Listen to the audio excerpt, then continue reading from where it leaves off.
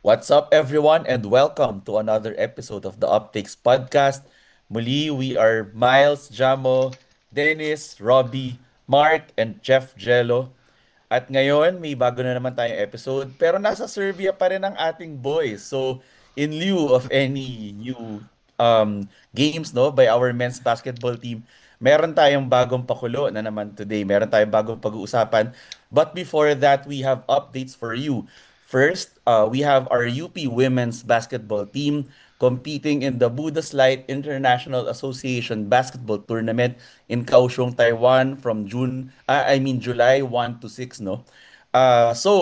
Balita ko meron tayong bagong FSA, guys. May balita ba kayo kung sino siya? Yes, Holy. ito yung papalit kay Yes. Favor Ono, no? Yes. Yeah. Yeah, her name is... Ano pala niya? Blessing. Blessing. Blessing. She's a Alat yung blessing. pangalan niya sa Blessing UP. Francis. Francis. Ang favorite si Roxanne ko. Blessing Francis. So from favor to blessing. Yeah. Yes. And Yeah. yan, yet another Francis na pumasok sa UP. So, puntahan Yes. talaga tayo ng mga Francis. So, Bakit? kung Francis Sino ang na ba ang mga pangalan mo, Francis sa atin? so, we have Francis Noruca. Of course, we Oh. have Francis Lopez. Oh. Francis VJ Pre. Oh. Diba? So, At ang Oo. pinakabagong addition nga si Blessing, Blessing Francis. Blessing Francis. Francis. Yan. Mm. Ayan. So, guys, maliban sa ating UP Women's Basketball team, no, meron pa ba tayong ibang aabangan dito sa Buddhist Light International Association Cup? Ewan ko, Sa lalaro PUP? daw si ano eh. Yung mga, Oo nga. ano, Nakita ko. si mga residency Ang ating boys daw developmental natin. program. Yung Oo, mga, Nakikita So- ko sa mga stories. yeah. Naglalakad-lakad sa Taiwan ng mga Oo. voice. Kung wala ka sa Serbia, nasa Taiwan ka. Ganyan. Trip lang nila maglakad-lakad somewhere with may Chinese na, Yeah. na billboard somewhere tapos, you know, Mm-mm.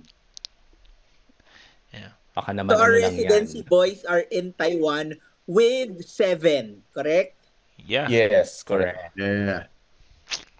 So, Medyo ang hindi nakalista malala sa with- official lineup, looking at the announcement no by Nowhere to Go But Up, we have RV Poyos, Russell Ogana, James Payosing, although yun nga, nandun din si Seven kasi may video din na lumabas. Actually, VJ Press also with them, no? Hindi ko lang alam kung naka-line Oo. up pa siya or hindi. How Pero about may story Rainer? siya na nasa Taiwan. Rainer Maga din. Kasi yung Oh yeah, Rainier Maga. Oh yeah. Yeah. So yun nga, essentially our residency boys. Lalaro sila nandun sila kasama sa ng ating Guangming. developmental program. Guangming College Flying Dragons. Tagaytay Brethren. In UP Guam. Tagaytay. There's a brothers in Tagaytay. UP Tagaytay. UP tags. UP Tags. Tags. Yan ang maganda pangalan. UP Tags. UP Tags. Tags Yeah. Etiva. Yeah. Ayan. Oh. Yun ang And, kumbaga so- G-League affiliate natin. G-League affiliate Correct. program. Ang Guangming Flying Dragons. Ang Yeah. tanong, ito lang ba ang ating developmental program? Marami tayong ganyan. Ito lang to. Yan. Bilang off-season, lahat sila developmental program natin. Eh, ganyan. Anyway, isa pa sa highlight ng nakaraang linggo ay ang paglulunsad at ang paggawa o pagdaraos ng Pride March at Pride events sa UP Diliman. Ayan. Happy I think Pride. Dennis and At Mark ang isa are all there, are both there, no? Happy Pride, everyone. Ang isa sa highlight niyan, parang isa na sa unahan kasi yung ating mga magigiting na UP Pep Varsity Drummers. Tapos sila yung nasa unahan. So parang matatawa kasi, di-revise na yung chant natin. Imbis na let's go UP, let's go Becky. Talagang dumadagundong yung drummers nila. Let's go Becky. And ang nakakatuwa kasi doon, it's the first time na sa loob ng campus natin ginawa. Dati kasi parang this is the 30th year na nagkakaroon ng Pride March, pero third year na consecutive siya sa QC. This year, ginawa sa loob. And maganda sa loob kasi nga, parang it became a home. Kasi ang UP naman kasi, we are known for protest. So doon, it became a protest for the LGBT community to express themselves. Lalo na sa gusto nang ipasa ngayon, yung SOGI bill nga. Yung tatawag natin na Sexual Orientation and Gender Identity Expression and Equality Bill na ngayon pending uli, i-refile. Tapos hopefully mapasa na siya. And ang ano dyan ang medyo nag-inspire dyan is our very own first LGBT USC president, si Percy Sendanya, noong 1990s. Siya yung very first LGBT na naging USC president. At ngayon, siya yung elected representative na Akbayan. So sila yung Yes. Second nominee ng Akbayan, si Kong Mother Percy. So wait, Dennis, na sinabi mo yan, play lang natin yung clip nung ating UP Varsity UP, Drummers na... Panoorin nyo nito. Yan, go!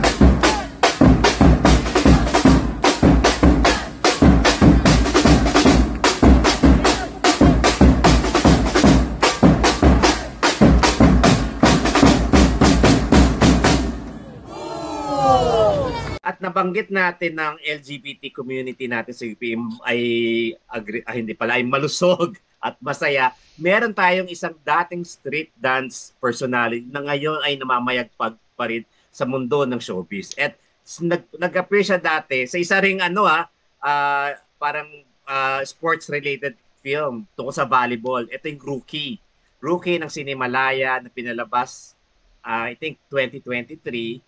Si Aya Fernandez. Ang role niya dito, rookie, bago siya player, tapos pumasok sa eskwela, wala siyang kilala, tapos na-involve siya sa isang love affair sa isa ring isang volleyball player nung kalaban niyang team. And yung kasama niya dito ay nanalo ng Best Actress. Ang pangalan niya ay si...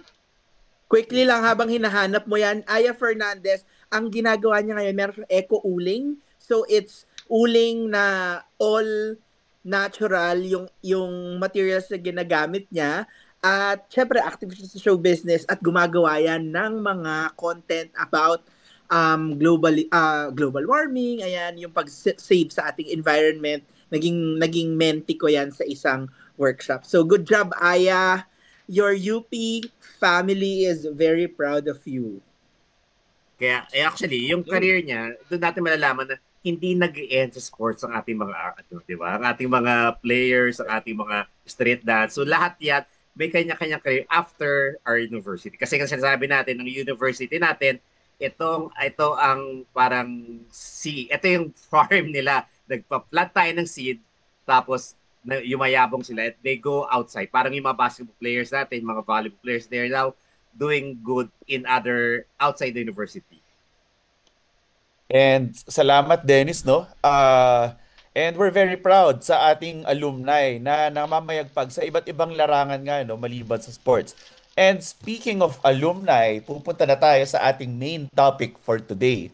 So today we will discuss the GOAT 5, greatest 5 UP players of all time para sa bawat member ng ating podcast, no?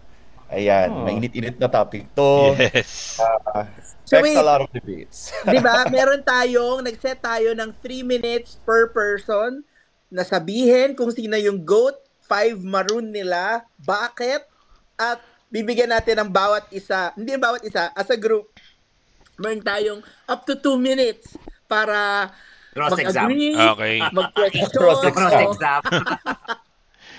Okay, so sa ano lang pala to, no? Basketball, no? Yes. Yes, Oo. ng ating men's basketball team. And take note, great by Maroon GOAT 5, meaning ang main consideration dito is yung time nila sa UP Fighting Maroon, no? But of course, again, this is a very arbitrary topic, no? So basta ma-defend nyo, pag-uusapan natin yan. Siyempre.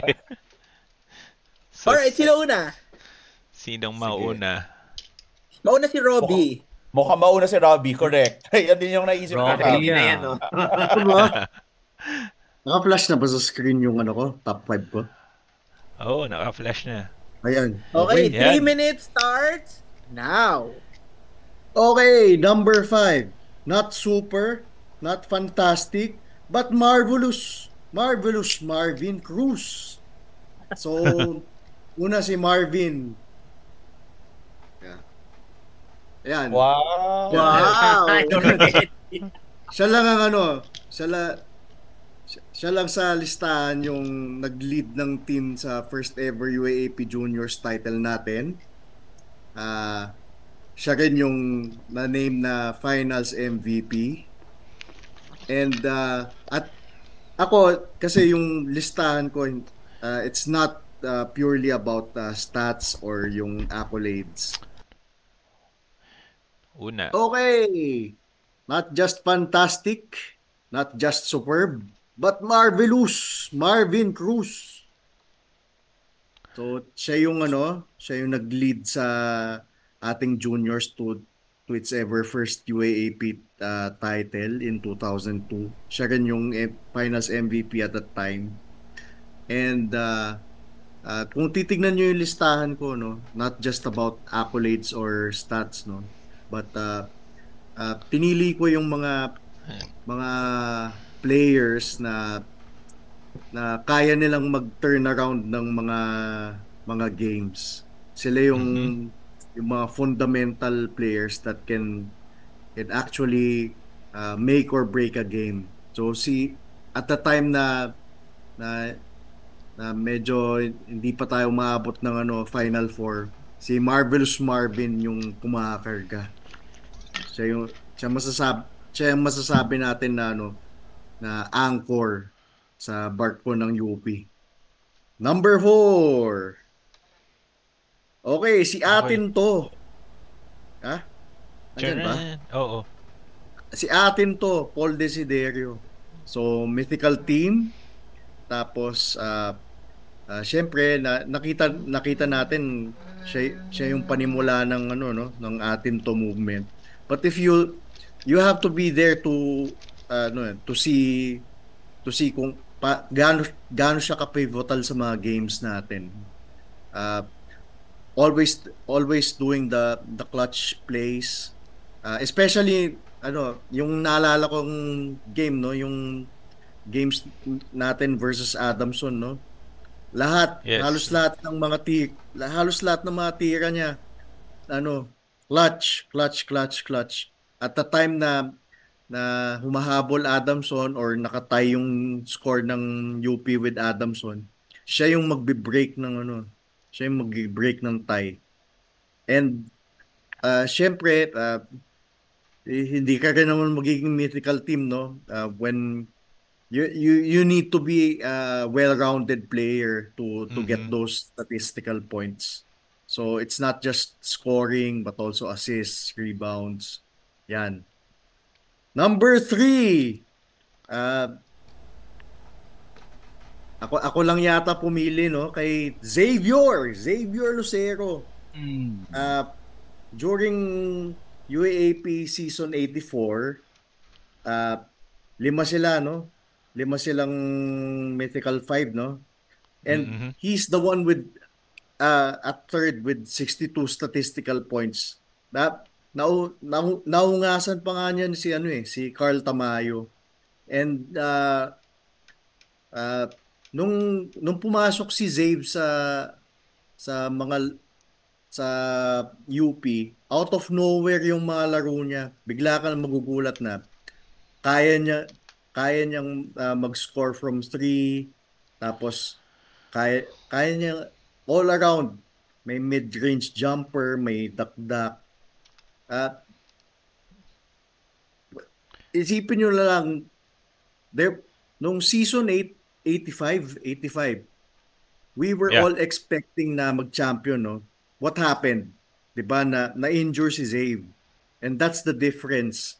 'Di ba nung nawala si Zave, ah I mean, nag he said it we were so himself eh. oh, If he yeah, didn't correct. get injured, I'm no sure doubt, no it doubt could have sabi niya. been UP's Yeah, championship back to back dapat to yun. get. Mm. His words, not mine. And laging meron ng mental picture na if you can describe Zave's game, notable yung block niya versus Kun nung finals natin versus Ateneo. Mhm. That's how good he was nung collegiate career niya sa UP. Number 2, it's the QMB. So kahit one and done lang siya, no? Si Mr. Napaka-stellar. ROI. Oh, he's our ROI. Stellar performance. I think for a couple of games, no, he was the player of the game. And to show how pivotal he was how pivotal his plays were in UP. Check out yung Final Four natin versus UST. Yung player of the game, na award niya at that time, he only scored 9 points. He only had 3 assists and 4 blocks. Pero yung rebounds, grabe, mala Dennis Rodman, 19. Saan ka makakahanap ng college player ngayon na magna 19 rebounds ang isang iba na generational talent talaga si Q. Mhm. And of course, si number 1 ko si Maymay, JD Kagulangan, two-time men's champion, siya rin yung men's finals MVP. Siya rin, mythical team also. Pero before that, na-translate niya yung yung play niya from being an NCAA juniors champion and finals MVP. Nalipat niya to being a great collegiate player. And to best describe his play, yung buzzer beater 3-pointer niya that won our team the first championship in over 30 years. So yan ang aking top 5. Doesn't have to be most number of championships, most number of points. Basta pivotal makes my list for Maroon Goat 5 yon. Yes. Alright. Alright. Meron ba Ayos. tayong contentions or affirmations, reinforcements doon sa binigay ni Robing 5? Wala Feeling ko naman. yung JD Kagulangan expected na yun eh. So, Oo. anyway, we'll get there, no? Pero at this early in our episode, no, I'm assuming na marami sa inyo ang pumili kay JD, I think. Kasi parang standard issue eh. Pero tingnan natin if there's an argument for him not to be included in this list, no? But at the outset, sobrang good solid answers. Walang tapon. Ang ganda nung binigay ni Robbie. I like the Q selection ah. He's a unicorn kasi. Yeah. Yeah. Unicorn. Say all we want, yeah. Say all Agree. we want Isip about lang, Paul pero Desiderio, nabayag pero pag. yung kay Paul Desiderio really sparked the imagination on what could be possible. We might not have won the championship that time, but we did see that was the start of a revolution, I think, on terms of how we can go further after that season. So Yeah. Agree. Agree. Alright, sinang susunod na bunot at lalabas sa roleta? Jamo.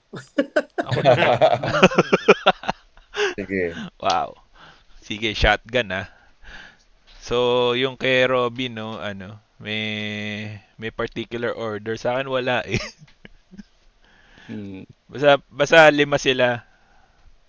So Oh, here di ba are marami my order? here are my GOAT 5. Unang-una, si Malik.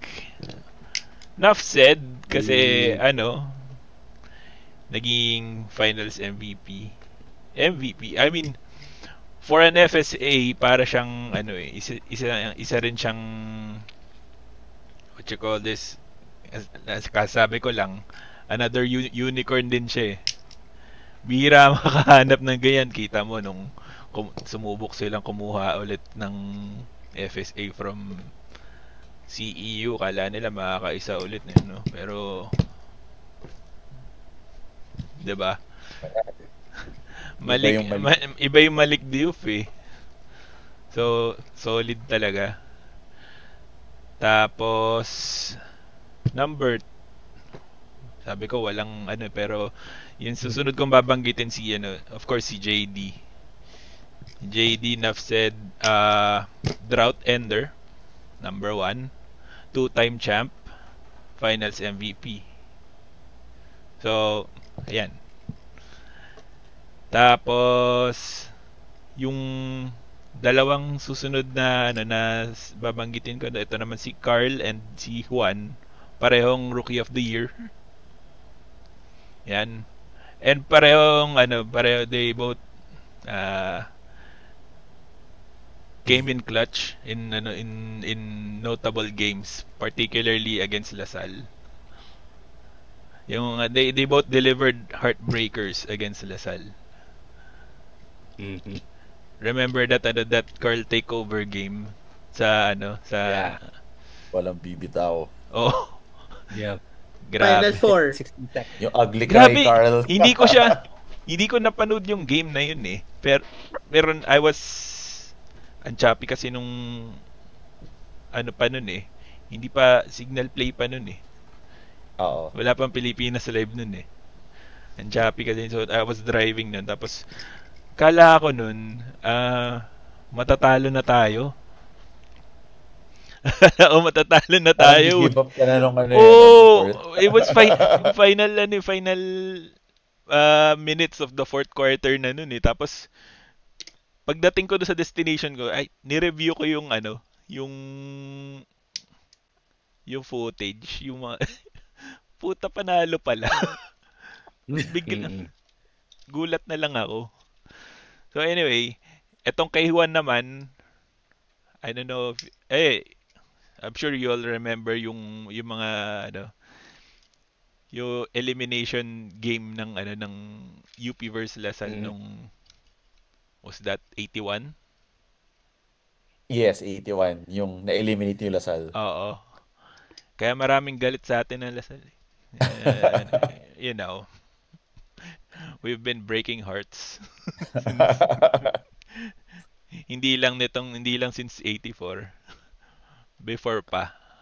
So, ayan, maraming bitter sa atin na ganyan. So, etong last ko si Jet Manuel.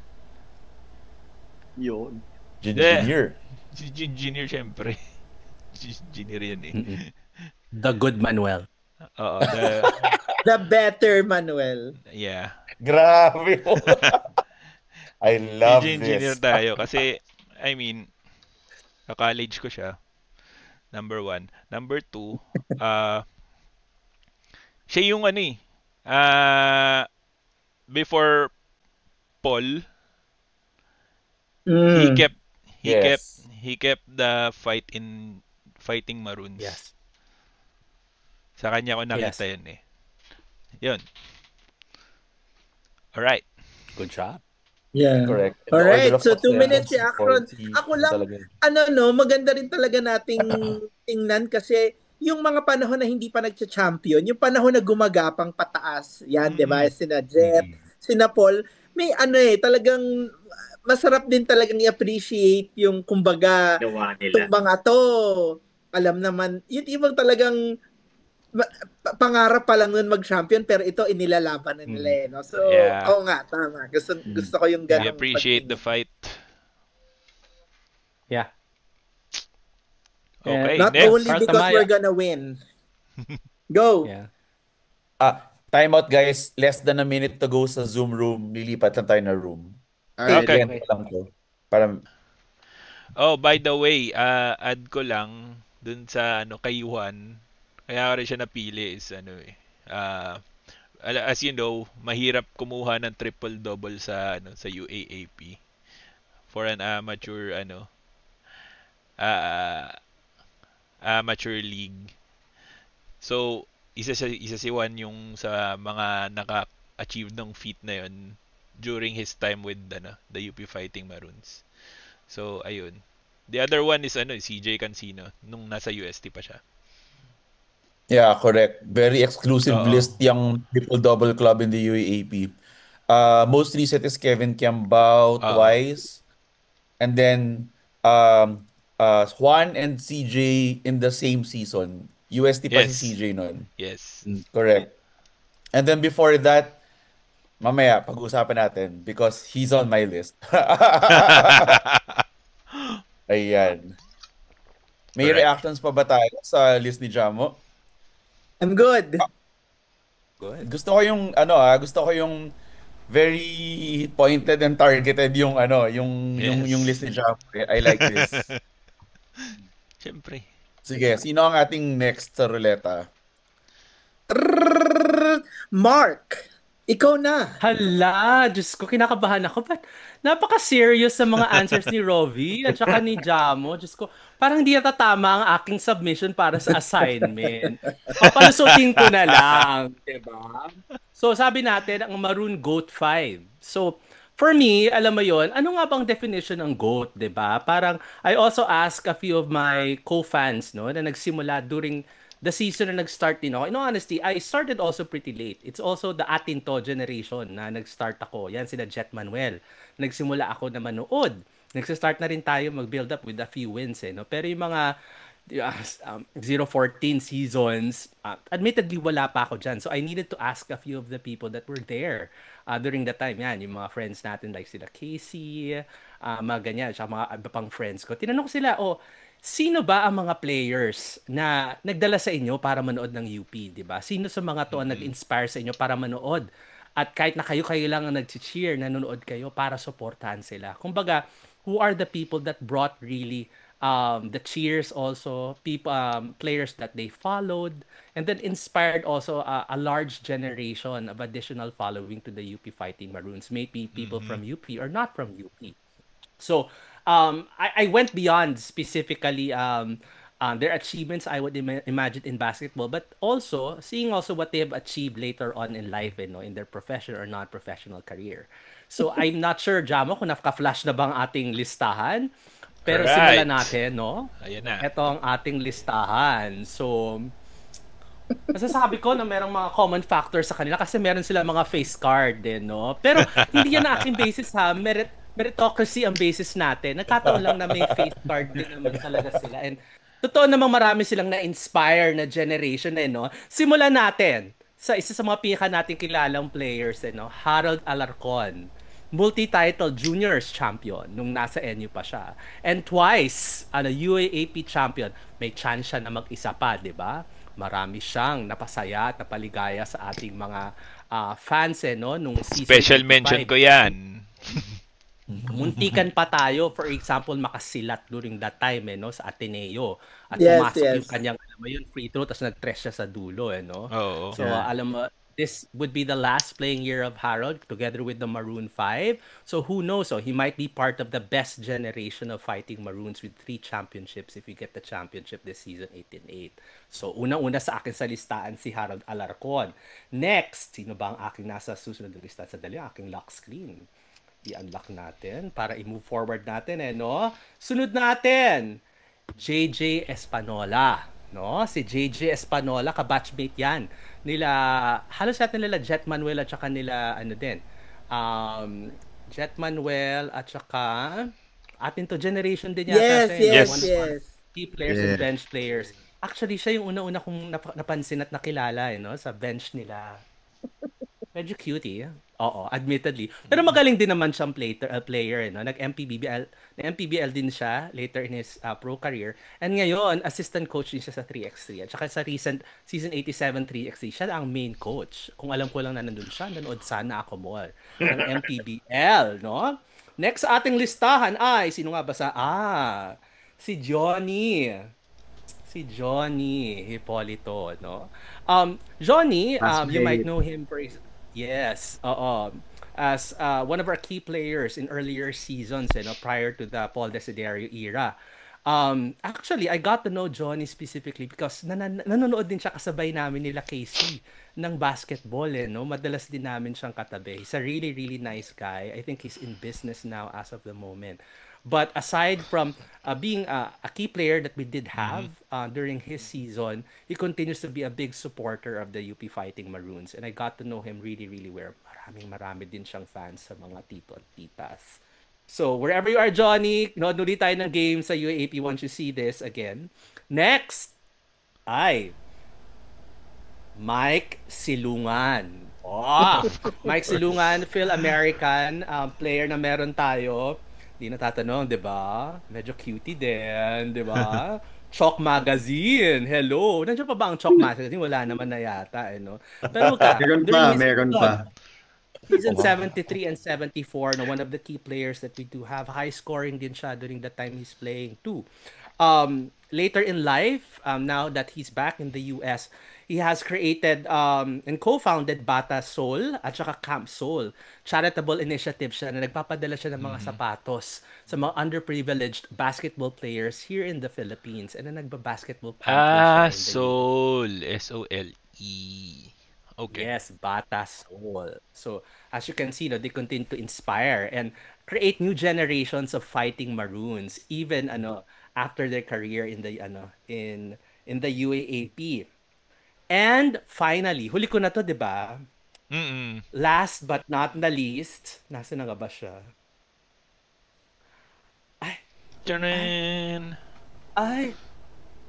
Henry Galinato. Mr. Aparador, sir. Gunane? Aparador. Yes.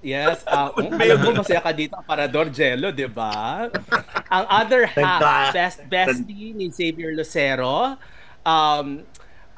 He might not have been part of the team that won the championship in 84 kasi reserve player din siya during the time he played in 84. But he made the most of his career in UP. And got into the PBA. And there's only a few UP players that then say that they are a two-time PBA champion. Yun. That's Henry Galinato Jr. for you. And syempre, I think he's my favorite fighting Maroon ever since. As you can see here, number 30. Talaga naman. So that's my list. That's my top 5, my Maroon GOAT 5. They are the ones who brought the crowds into the stands, they inspired a generation of UP Fighting Maroon fans for me. Thank you, and thank you for the titos and titas that I've asked questions for kung sino kanilang picks. Maganda yung yung parang naging advocacy even if nasa US na siya, yung nagpapadala siya. And diba, ito yung sinasabi ko na serving the people in whatever way or form. Kaya yung last phrase natin sa UP namin, yung malayo man, ando pa rin yung natin, yung pagmamahal sa campus. Yan, ito ng malayo man na lyrics. Malayong lupain, amin mang marating. Hindi rin magbabago ang damdamin. Di ba? Parang nandyan pa rin siya, na kahit yung kanyang attachment sa Philippines, nandun pa rin talaga. Ay, sorry. Nakalimutan ko lang sabihin dun sa list ni Jamo. Lahat halos nung nasa list ni Jamo kanina, ito ay mga bumabalik sa UP. Carl, 'di ba? Juan, lahat yan mga bumabalik sa UP, nagtuturo, nakikiscrimmage. So, yes. Maganda yung term na ginamit ni Mark kanina kay Alarcot, napasaya. Maraming napasaya. I'm sure. Marami naman talaga. I'm sure. Ang pinakamasaya si Roma. Nakakatawa yung merong mga sa sa TikTok saka sa ex, yung tipong, Roma, gets ka namin. Gets ka namin, Roma. Imagine si Roma Atenista pero ang pinapanood niya UAAP games sa UP, di ba? So ang pinapanood niya basketball games niya sa UP. And take Ganon note, yung level. after niyang graduate from Ateneo, Totoo. nagmamaroon shirt siya. Totoo. Alumna siya ng Ateneo. Pero naka-maroon. Tsaka gusto ko rin Yeah. yung, speaking of coming back to UP, gusto ko yung binanggit ni Mark si Johnny Hipolito. Katulad ng mga players na binanggit ni Jamo na although si Johnny kasi syempre he's on the older side, sabihin na natin, on the millennial side, not on the Gen Z side, no? Pero Oo.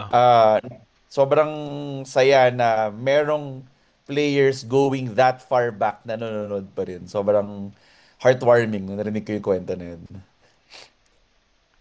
Ayan. Yeah. Sinong Next. next natin? Ako na next. Yan. Alright, Chef Jello. Sige, I think Nakabahan ako. my first in the list, not necessarily number one, would be naka-display na. Yes. Tada, Benji para syempre rookie of the year, I think MVP or finals MVP nung 86. So just he's a UP legend. Ibig sabihin ko, whenever we talk about the championship of UP, hindi pwedeng mabanggit yung 86 championship. At siya naman yung star nun, right? I think talagang nakita yung athleticism ni Benji. At yun, 86, di ba? At nasundan yun after 36 years pa. Which is, kasama sa listahan ko, ang clutch shot na ginawa ni Maymay. I think lahat tayo nag-agree. Yeah. Yung husay ni JD, bakit ba? Kasi feeling ko serendipitous na mapunta sa UP eh. Kasi hindi naman siya, kasi diba, Lasal Green Hills yan eh. Tapos nag 1 year sa Lasal, sa collegiate. Tapos hindi nagamit. So he explored options for himself and he found his home in UP. And he found a place wherein he can shine, he can be a leader, and he will leave, and he left as a legend, ganyan. So, yun. Next, si Malik. Nasa listahan ko, tama? Si Malik. Hindi ko Yeah. nakikita. Si Malik. Yun nga, MVP, FSA, Finals MVP. Tsaka yung ang gusto ko kay Malik, napaka-amiable. Yung tipong, may mga moments, diba, yung na-technical siya kasi nag-ganon siya, nagre-reklamo siya, but walang parang walang angas, walang yabang na unnecessary. Na-technical Ganon. na siya, nakangiti pa rin eh. Saka sabi lang niya parang, ganon. Pero hindi lang din yun, dahil ang husay din niya, diba? Mahusay. Nakita naman natin stats-wise, at yun nga, I think nagsimula yung yung nabibigay niyang, yung attitude niya kasi parang nagdagdag sa kultura ng kulang tayo, laro tayo ng basketball, di ba? Yung let's play an elementary basketball, good basketball, parang ganon. So, nakailan na ako? 3. Siya yung pinakamalaking coaches challenge na nakita ko. Ganyan maglaki. Widescreen. Hindi pa Widescreen pang eh. nilagay ko dyan, nakalimutan ko na may widescreen. demensa ako. Si Carl. Carl Tamayo.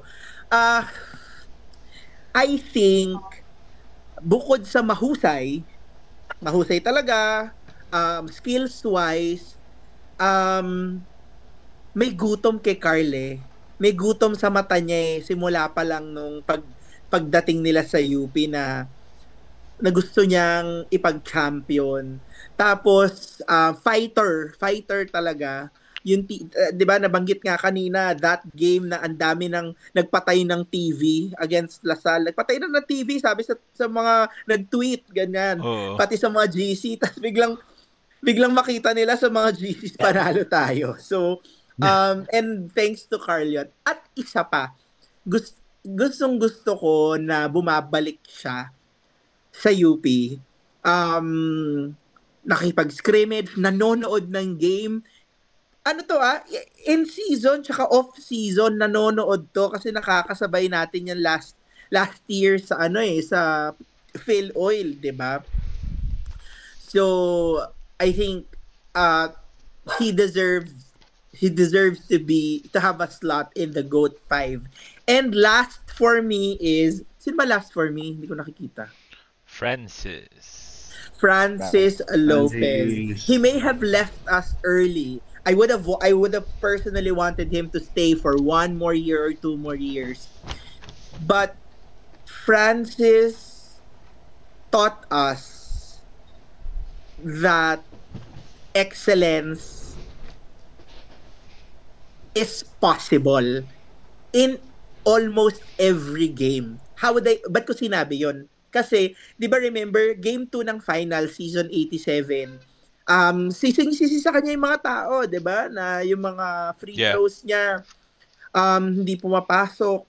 Tapos parang ako, hindi ko naiintindihan kasi ako parang, how could you hate a player? How could you hate a player for having an average performance? It's not even bad. His performance in game 2 wasn't even bad. It was just average. And then you would see he practices, makikita mo sa mga posts niya na kahit siya mag-isa, yung 3 points niya. And nakaka-relate ako, nagre-resonate ako doon sa inabot siya ng maraming bashing, like yung incident sa Subic, hindi ba yung incident sa Subic? Tapos that game to nga na he really sought advice from CJ, he really sought advice from his other teammates. So ako yung pagbangon niya doon, 'di ba? Yung tipong the redemption shot that he had in game 3. Tapos after noon, kitang-kita mo, 'di ba? People are hype na, tapos siya gumagano'n siya, parang kalma tayo. I saw the maturity, yung tipong eyes on the prize, wag muna mag-celebrate. And of course, hindi naman tayo tinipid niyan sa highlight plays niya, 'di ba? There are lots of games na the tides turned dahil nag-slam dunk, nag-alley-oop, dumakdak, tapos na-pick up yung momentum ng UP and we ended up winning. So, Francis Lopez is part of my list. Ayan. Right. Speaking of Benji, actually kasi I entered UP 87 di ba 86 yung championship nila. So nakikita ko pa sila sa AS noon. Although syempre ako wala akong idea The first year ako hindi ko sila kilala, pero lagi tinuturo ng mga katabi ko, yan yung siya yung nagdala ng game ng 87. Ay nung 86 na championship. So syempre ako naging proud rin kahit hindi ako masyado pa sa basketball kasi nung time na yon parang nararamdaman mo pa yung euphoria. Yung euphoria nung ating championship. Pero after yun, biglang nawala na. Yung after a few years, nag-die down yung ng basketball. Tapos after 36 years, doon ulit tayo nagkaroon ng championship na basketball. Parang kaya tamang sinabi mo, naging icon si Benji na hindi mo pwedeng tanggalin yung usapan ng UP basketball, UAP, nang hindi mo nababanggit ang pangalang Benji Paras. Ayun nga, actually, in relation to that, looking at the GOAT 5s that have been announced thus far, walang masyadong people from the season 86 championship or even around that time. 1986 championship. Totoo, from 1986. So it begs the question, meron ba tayong recency bias or do you think it's a product maybe of us not having much success in between 86 and post-pandemic, no? So Or just a or few rhetorical it's questions. it's a product of not being there. Not Hindi Pwede being natin rin. sila more napanood of eh. not Recency, being yun there. nga, recency Hindi natin sila bias. napanood. Yeah. Di ba kasi Totoo. syempre Or tayo now because we watch live games, the Mm-mm. nuances, a lot of things. Yun. Ang And the thing magsasara is, ng ating ranking, ang ating technical stats aficionado, Wow. Miles Deveza. Sige. Very quickly, no? First, top of mind, QMB. In no particular order to, no? QMB, ang dami na nabanggit, no? He had one season with us, pero doon sa season na yon, kompleto siya. Leadership, basketball IQ, shot blocking. Is he the greatest UP center of all time? Nabanggit nyo si Benji, nabanggit nyo si Malik. Walang nagbanggit kay Bright, although I don't think he's in the same tier, no, as the other two. Pero for me, QMB is not in the tier if only because isa lang yung season niya. Mhm. But who knows if he played more seasons in UP, no? But then again, he's good enough to play in the USNCAA. So there's that. But we're happy to have had him, no? And he's very proud of his UP roots. So there's also that, no? Yung he really found his Hmm. connection to the UP community in addition to what he did on the court, no? Uh, he went back to his roots. Next, we have Carl. Pagsasabihin ko na Carl and Juan. Nabanggit na ni Jamo kanina yung exploits nila, no? So, I guess in addition to that, I'll just say na pound for pound, ito hot take ko, they are two of the best UAAP players ever. As in Oh, yung yes. combination of skill, size, athleticism, And basketball swag. IQ, clutch gene. Yes. Swag. yes. Clutch. What? Swag. Ay, sorry. Swag yan ni ano. Sorry. Akala ko sinasabi mo, guess what? Yeah, Swag. correct. Even the Swag. swagger, the attitude, yung kaya nilang bumuhat ng team, no, na kahit gipit yung UP, we remember Juan in that 30-point performance against Adamson in season 81.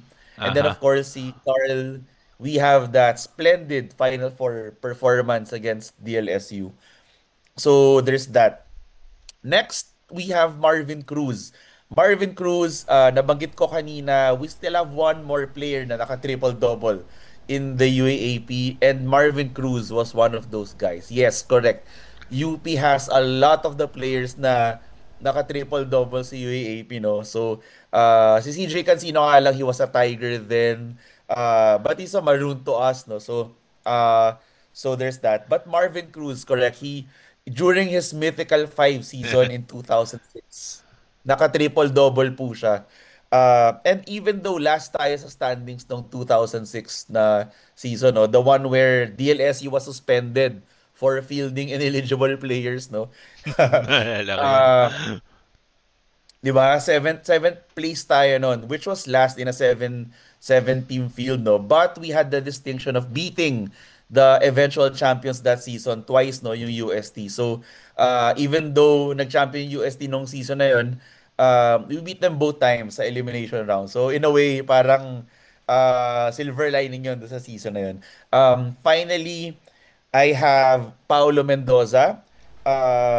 So, if you notice, no, hindi ako nagbibilang ng championships kasi if kasama championships, then definitely one of the Maroon 5 guys or JD Kagulangan would be here. I just feel like in addition to me feeling na JD is a lot of people's GOAT, Aha. I think that championships are I'll do a T-Mac and say that championships are a team achievement. So Mhm. Yes.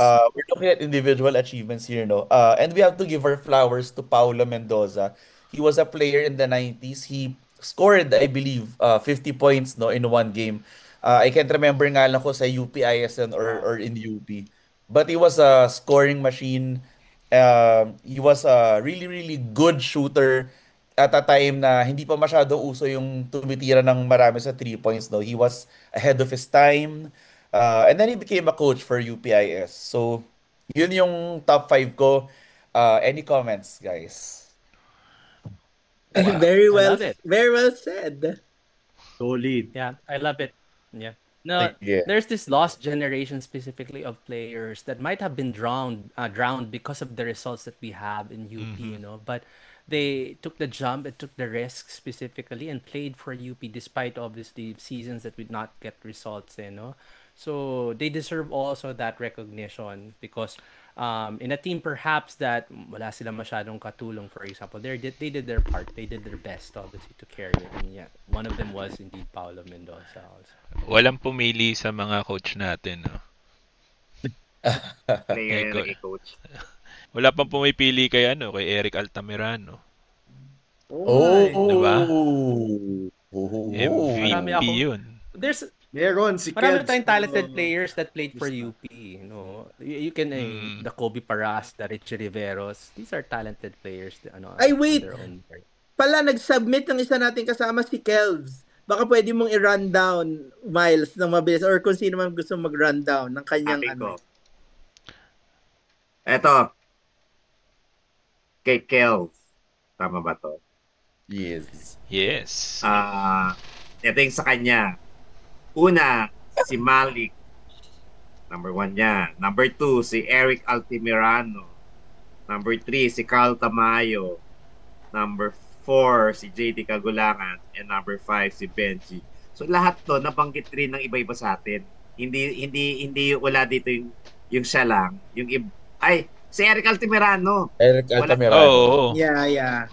So sa list niya, yung kanina na wala sa listahan na nandito kay Kelvs, si Eric Altamirano. Ang trivia na doon is, aside from Malik, he's the only other season MVP that won the championship. Grabe. Mhm. Tsaka, Ganun pala kagaling si naisip Coach ko na Ida. para siyang Jerry West, no? Even after his collegiate career, nanalo siya as coach, head coach. Yeah. Napaabot pa niya yung UP sa Final Four in his short stint as a UP head coach. Tama, di ba? Yun. Mhm. Kailan Tama. ba yun? 90s ba? And Yes. and I think as a manager, he's successful din eh. I don't really know the details, pero yun all around eh. Even after playing, he's still transformed this intelligence sa basketball na ano pa rin NBTC. eh. Di ba sa NBTC siya? Ay, oo nga. Yeah, Yun. tama siya na NBC. Good. Buti na na Mm. bring up. Good. Yeah.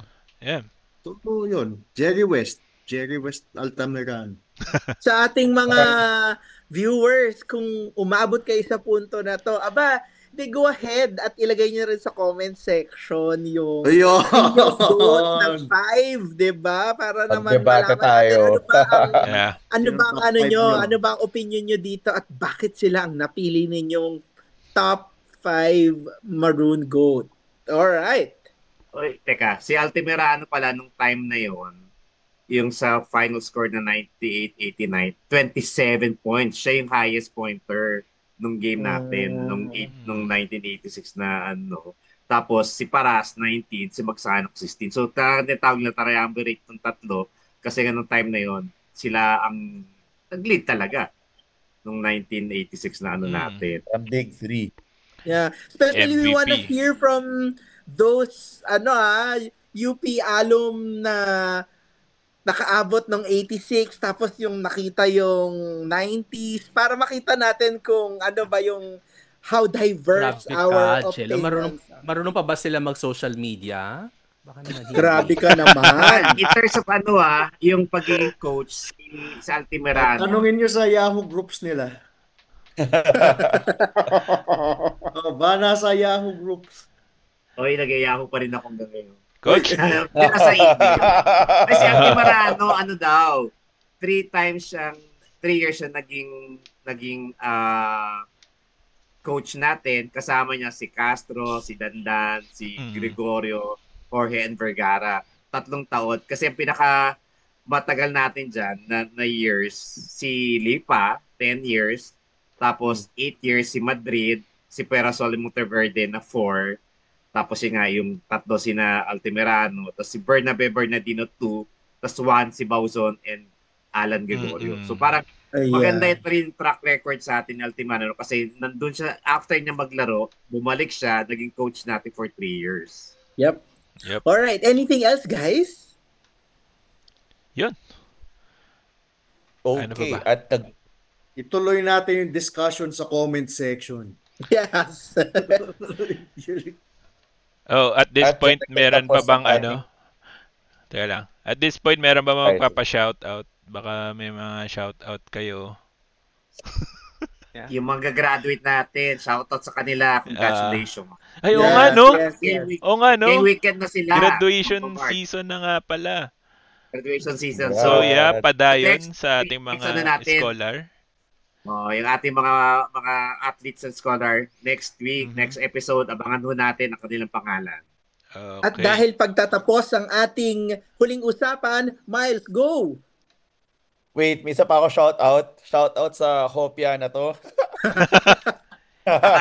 Hindi natin papangalanan kasi sponsorship muna. Pero ayun, recording live from Ako Palawan kung saan masaya pang Hopia. May shoutout pala ako. Nagpapa-shoutout pala Ayan. yung office mate ko, si Jen and her husband, Joseph. Shout out to you guys. Shout out, And- Jen and Joseph. Yeah. Shout out din, specifically, meron na ulit tayong papanood in the Blia tournament. It will be starting next, in the next few days. Specifically, July 7 yata magsa-start yung Blia tournament. So let's watch the UP women's basketball team and also Guangming, where we do have our UP Fighting Maroons. Those are in residency +7. And magre-resume ang ating Phil Oil campaign versus the Adamson Soaring Falcons next Wednesday. So, mababalik na po ang UP Fighting Maroons, and let's see if we get that quarterfinal slot for the UAAP brackets. Ayan. Alright. Mark. Sorry, At Falcon. dyan na talaga nagtatapos ang ating episode for this week. Don't forget to like, subscribe, and comment down below kung sino sa tingin nyo yung GOAT 5 ng UP Fighting Maroons. Hanggang sa muli, UP Fight! Cheers! UP Fight! Bye! UP Fight! Bye!